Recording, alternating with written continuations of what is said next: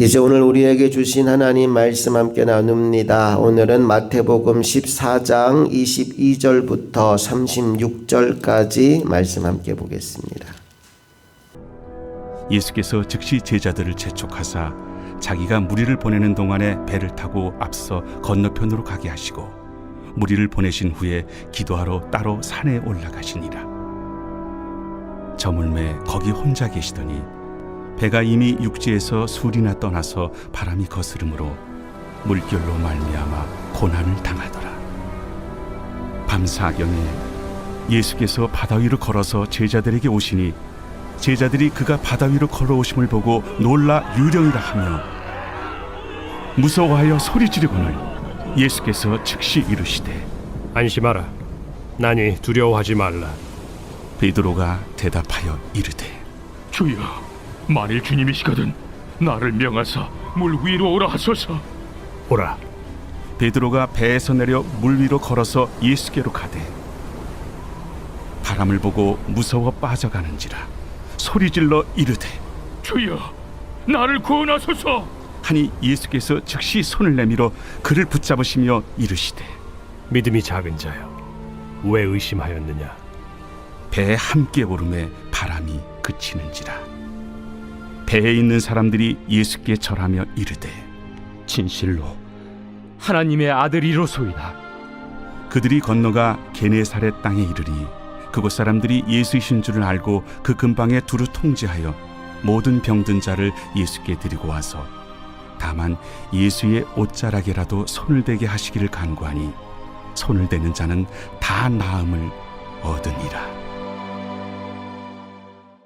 마태복음 14장 앞부분에는 오병이어 사건이 기록되어 있습니다. 보리떡 5개와 물고기 2마리로 5,000명이 넘는 많은 사람들을 먹이신 이후에 오늘 본문 말씀을 보니까 예수님이 즉시 제자들을 보내시고 그 무리들을 흩어내는 것을 보게 됩니다. 22절과 23절을 다시 한번 읽어볼게요. 시작. 예수께서 즉시 제자들을 재촉하사 자기가 무리를 보내는 동안에 배를 타고 앞서 건너편으로 가게 하시고 무리를 보내신 후에 기도하러 따로 산에 올라가시니라. 저물매 거기 혼자 계시더니. 눈에 띄는 표현 중에 이런 표현이 있어요. 즉시, 재촉하사, 그리고 또 따로, 혼자, 이런 표현들이 있습니다. 여러분, 예수님이 왜 오병이어 사건 이후에 너무나 급하게 제자들을 배 태워 보내시고 무리들을 흩으셔야 했을까요? 오늘 본문에는 잘 드러나지 않는데 요한복음에 보면 이 사건 직후에 무리의 소동이 일어납니다. 무리들이 예수님을 억지로 임금 세우려고 하는 분위기가 있었다라고 말씀이 나와요. 우리 요한복음 6장으로 잠깐 가볼게요. 요한복음 6장 15절 말씀 한번 찾아보겠습니다. 다 같이 읽습니다. 시작. 그러므로 예수께서 그들이 와서 자기를 억지로 붙들어 임금으로 삼으려는 줄 아시고 다시 혼자 산으로 떠나가시니라. 그 당시에 이런 일이 있었다는 거예요. 그들이 와서 사람들이 자기를 붙잡아서 억지로 임금 삼으려고 하는 줄을 아시고 혼자 산으로 올라갔다 그럽니다. 사실 이스라엘 백성들 입장에서는 예수님의 이 기적은 다른 기적과 차별된 기적이었어요. 다른 기적은 병자를 고친다든지 귀신 쫓아낸다든지 그걸 겪은 사람에게만 어쨌든 무슨 일이 일어난 거잖아요. 그런데 지금 급식 사건은 거기에 있는 모든 사람들이 함께 경험하는 겁니다. 배가 고팠는데 갑자기 예수님이 작은 도시락 하나로 수천 명, 수만 명에 되는 사람을 먹이신 거예요. 적어도 이런 분이 우리의 임금 되시면 배 굶을 일은 없겠구나라는 생각이 그 무리 속에 생긴 겁니다. 그래서 억지로 예수님을 임금 삼으려고 했던 거죠. 아마도 제자들도 그 분위기에 들떠 있었던 것 같아요. 그래서 그들이 열광하고 있어요. 예수님이 그 모습을 보다가 이대로 있으면 안 되겠다 싶으셨습니다. 그래서 제자들은 빨리 배를 태워서 건넌 마을로 보내고 모여 있는 무리들을 흩으셨다. 이게 오늘 본문의 시작입니다. 여러분, 예수님은 사람들의 인기를 따라 사셨던 분이 아니에요. 무엇에 집중하셨느냐? 하나님의 뜻을 이루는 일에 집중하셨습니다. 그래서 곧바로 취한 행동이 홀로 산에 올라가서 기도하신 거예요. 사역의 성공이나 인기에 취해 있지 않고 하나님 앞에 오래 머무셨다는 거지요. 오늘 저와 여러분도 세상에 머무는 시간보다 하나님 앞에 머무는 시간이 더 많아지게 될 수 있기를 주님 이름으로 축복합니다. 계속해서 24절 이하에 보면 곧바로 이어지는 사건 하나가 있어요. 제자들이 풍랑을 만나게 되는데 예수님이 그 풍랑이는 바다 위를 걸어오십니다. 제자들이 다 유령인 줄 알고 놀랐다가 예수님이 나다 안심해라 말씀하니까 베드로가 또 나서죠. 그러면 나도 한번 걷게 해달라고. 그때 예수님이 오라 말씀하셔요. 베드로가 물리를 진짜 걷습니다. 그러다 어떤 일을 만나느냐? 예수님 뒤에 있는 큰 파도와 바람을 보고 무서워진 거예요.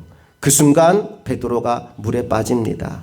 호적거리면서 나 살려달라고 했더니 예수님이 손을 내밀어서 베드로를 건져내신 이야기가 나옵니다. 그리고 그 이후에 그 풍랑을 잔잔하게 만드시죠. 이 베드로 사건을 통해 우리에게 주는 메시지는 뭐냐 하면 하나님의 말씀에 순종할 때 우리는 어떤 일이든 할 수 있다. 이게 첫 번째 메시지예요. 베드로가 능력이 있어 걸었던 게 아닙니다. 오라 하시는 말씀에 순종했더니 걸은 거예요. 오늘 우리의 능력은 하나님으로부터 오는 겁니다. 하나님이 오라 말씀하실 때 가면 우리도 물리를 걸을 수 있어요. 두 번째 메시지는 이겁니다.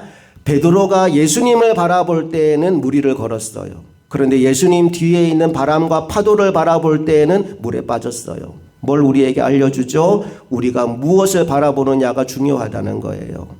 세상을 바라보면 두려움에 빠지지만 하나님을 바라보면 능력의 자리에 계속 서 있을 수 있습니다.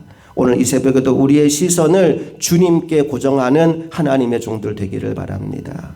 마지막 세 번째로 물에 빠진 베드로가 다시 어떻게 올라왔습니까? 주님께 기도함으로 간구함으로 다시 올라오게 됩니다.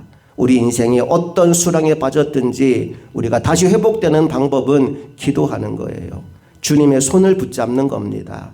오늘 그렇게 간구하고 주님 손을 붙잡음으로 다시 수렁에서 나와 회복의 은혜를 누리는 저와 여러분 모두가 되기를 간절히 소망합니다.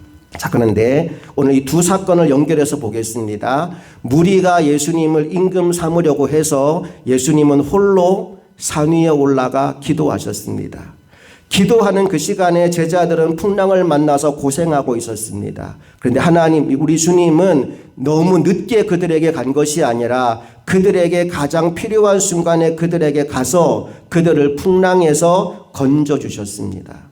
이 사건을 통해 우리에게 알려주는 메시지가 뭐냐 하면 산 위의 기도와 바다 위의 능력이 연결되어 있다는 사실이에요.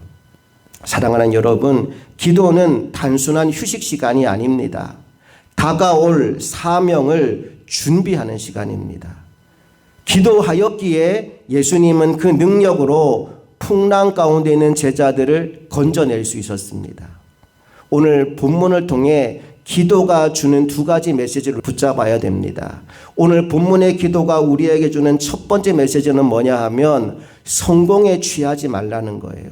오병이어 사건은 실패의 사건이 아니라 성공의 사건입니다. 그런데 예수님은 그 시간에 더 조심하셨습니다. 그래서 산에 올라가서 기도하신 거예요. 그 기도가 예수님을 교만하지 않게 만들었습니다. 성공에 취해서 기도하지 않는 사람은 교만해집니다. 어떤 사역에 놀라운 결과를 내고 놀라운 성과를 냈을 때 기도의 자리로 가지 않는 사람은 그래 이거 내가 했지 그 영광을 자기가 취하게 되고 교만해집니다. 그러면 그 사람의 사역은 거기서 끝나는 거예요. 반면에 겸손히 기도하는 사람은 계속해서 하나님께 쓰임받는 겁니다.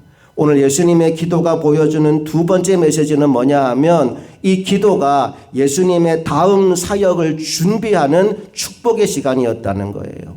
그러했기에 제자들의 풍랑 만난 상황을 해결해 주는 것으로 끝나지 않고 그 다음에 이어지는 말씀을 보니까 게네사렛 땅에 가서 수많은 사람들, 수많은 병자들을 고치신 이야기로 이어지게 되죠. 그 기도가 다음 사역을 위한 준비 작업이었고 그 기도의 능력으로 계속해서 우리 주님은 쓰임받게 되었다는 겁니다. 저와 여러분은 한 번 쓰임받고 버려지는 일회용품이 아닙니다. 계속해서 하나님 손에 붙들려 쓰임받아야 될 인생들입니다. 그러하기에 우리에게 필요한 것은 언제나 기도하는 거예요. 일이 안 되고 힘들 때 당연히 기도해야죠. 하나님의 은혜와 도우심을 구하며 기도하는 것 당연한 일입니다. 그런데 일이 잘 될 때, 모든 것이 성공했을 때, 그때 우리는 더욱 기도해야 됩니다. 그래야 첫째, 교만해지지 않고, 둘째, 계속해서 하나님 손에 붙들려 쓰임받을 수 있습니다. 오늘 우리 인생 가운데 그래서 기도가 멈추지 않는 하나님의 종들이 되었으면 좋겠습니다. 안 될 때는 하나님의 은혜를 구하며 기도하는 거예요. 마치 물에 빠진 베드로가 주님께 구하여 그 물에서 건짐받은 것처럼 힘들고 어려운 순간에는 기도의 손을 내밀어 우리가 건짐받는 것이 필요합니다. 일이 잘 될 때도 기도해야 됩니다. 왜요? 그래야 교만해지지 않거든요. 모든 영광 하나님께 돌리거든요. 그리고 다음 사역에도 하나님 손에 붙들려 쓰임받을 수 있거든요. 잘 될 때도 기도, 안 될 때도 기도, 그 기도로 날마다 승리하는 하나님의 종들이 다 될 수 있기를 주님 이름으로 축복합니다. 함께 기도하시겠습니다. 좋으신 아버지 하나님, 은혜와 사랑을 감사드립니다. 오늘도 이 새벽 우리를 기도의 자리에 불러주셔서 감사합니다. 하루를 시작하기 전 첫 시간 우리가 아버지 하나님 앞에 모여 함께 기도할 때 예수 그리스도의 기도를 본받게 하여 주시옵소서. 사역이 성공하여 잘 될 때 세상 사람들은 그 성공에 취하여 하나님을 잊어버릴 수 있습니다. 그 영광을 자신이 다 누리며 그 기쁨을 누리며 살아가기 위해서 하나님을 떠나가는 이들도 있습니다. 그러나 우리는 어떤 상황 가운데서도 겸손히 하나님 앞에와 기도하는 사람 되게 하여 주시고 그 기도의 힘과 능력으로 계속해서 하나님 손에 붙들려 쓰임받는 일꾼들이 다 되게 하여 주시옵소서. 우리의 모든 말과 우리의 모든 행동과 우리의 모든 삶을 통해 오직 하나님 한 분만 영광 받으시기를 간절히 소망하며 우리 주 예수 그리스도의 이름으로 기도합니다. 아멘.